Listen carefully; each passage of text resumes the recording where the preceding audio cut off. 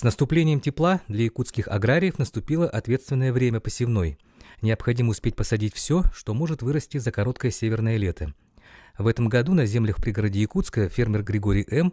планирует выращивать до 12 наименований сельскохозяйственных культур, начиная от картофеля и капусты и заканчивая ставшими уже привычными для якутян арбузами и кукурузой.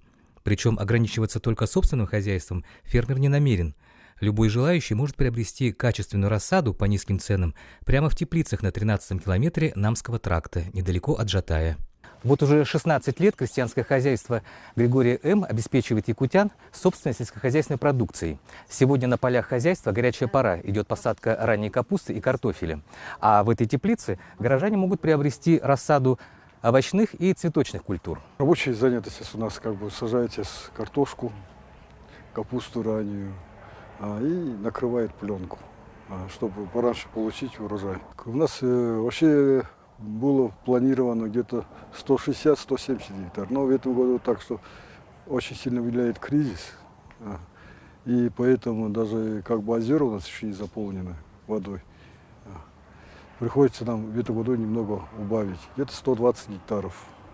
Из них где-то картошки гектаров 40-50, капусты гектаров 60-70. И остальные культуры, там арбузы, дыни, все вместе взятые где-то. Где-то 120, может 130, может 140 будет. Но первый урожай у нас где-то ранняя капуста, где-то получится в июне месяце. И в конце июля у нас все продукции будут выходить. Там кукуруза, арбузы, дыни, лук. Руслан Басыгысов, Николай Необутов, Иван Тайтонов, ЕСИА.